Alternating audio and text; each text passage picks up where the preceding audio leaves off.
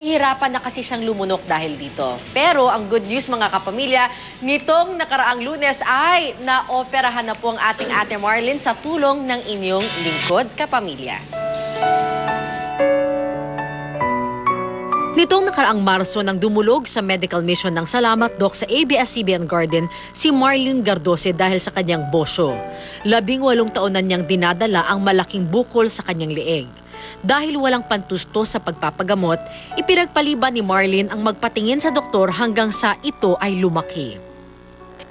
Isang doktor na masugid na taga-subaybay ng Salamat Doc ang nakapanood sa panawagan ni Marlene, si Dr. Rene Gutierrez, isang ENT at head and neck surgeon.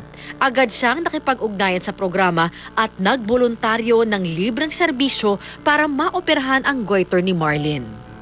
At sa tulong ng Healthway Medical ay naisagawa naman ang libreng laboratory test ni Marlene bago siya sumalang sa kanyang goiter operation.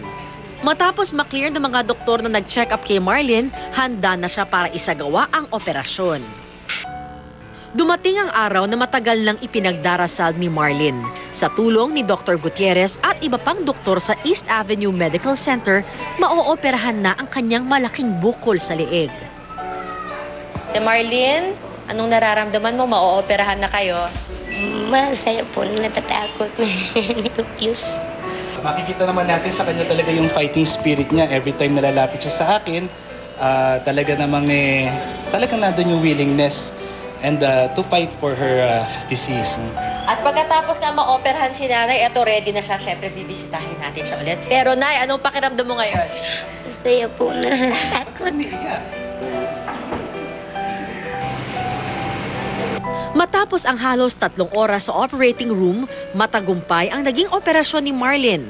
About a week or two, maghihilom na ang sugat na meron si Mami at tatanggalin nga natin ang mga tahi niya after a week at tignan natin kung ano magiging response ng kanyang katawan doon sa ginawa natin na surgery.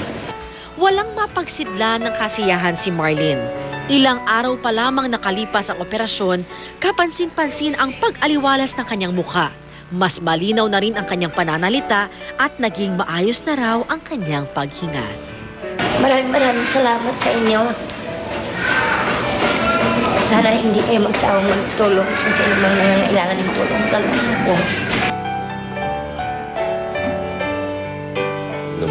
Nanay Marlene, masaya kami para sa iyo.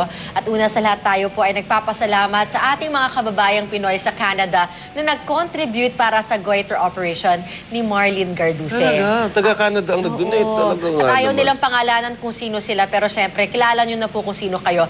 Thank you very much. Sila po ang naging tulay para maisakatuparan ang operasyong ito. At syempre, thank you very much rin sa libreng serbisyo ni Dr. Rene Gutierrez, Dr. Richard Ramos at Dr. Samuel Duran na nagtulong-tulong para sa matagumpay na operasyon. At thank you rin syempre dun sa East Avenue Medical Center. Thank you very much. Huwag po kayong magsasawa. Pagpalain po kayo ng may kapal. O walang bibitiw ha. Magbabalik pa po agad ang Salamat Doc.